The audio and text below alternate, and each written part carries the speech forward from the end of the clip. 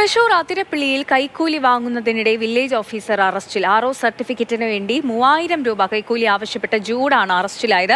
പണം വാങ്ങുന്നതിനിടയിൽ തൃശൂർ വിജിലൻസ് യൂണിറ്റാണ് വില്ലേജ് ഓഫീസറെ പിടികൂടിയത്. MS ലിഷോയ് നൽകും വിവരങ്ങൾ. ലിഷോയ്, ഇത് എങ്ങനെയാണ് ഇയാൾ പിടിയിലാകുന്നത്? വിശദാംശങ്ങൾ. വില്ലേജ് ഓഫീസർ KL ജൂഡാണ് പിടിയിലായത്.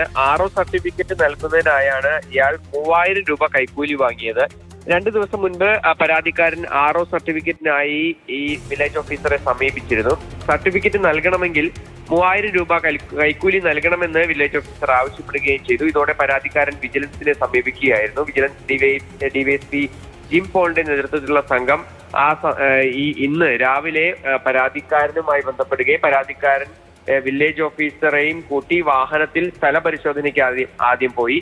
തിരികെ ഓഫീസിലെത്തിയ സമയത്ത് 3000 രൂപ കൈക്കൂലി വാങ്ങുകയും ചെയ്തിരുന്നു. പുറകെ എത്തിയ വിജിലൻസ് സംഘം ഇയാളെ പരിശോധിക്കുകയായിരുന്നു. ഈ വിജിലൻസ് സംഘം വരുന്നത് കണ്ട് ഈ പണം സോക്സിനുള്ളിൽ ഒളിപ്പിച്ചു. പക്ഷേ പിന്നീട് ദേഹപരിശോധനയിൽ കൈക്കൂലി പണം കണ്ടെത്തുകയും ചെയ്തു.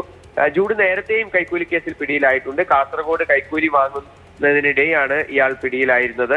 എന്തായാലും വീണ്ടും അതേ കുറ്റം തന്നെ ഇപ്പോൾ ഇയാൾ ചെയ്തിരിക്കുകയാണ്. ഇയാളെ വിജിലൻസ് സംഘം അറസ്റ്റ് ചെയ്തു.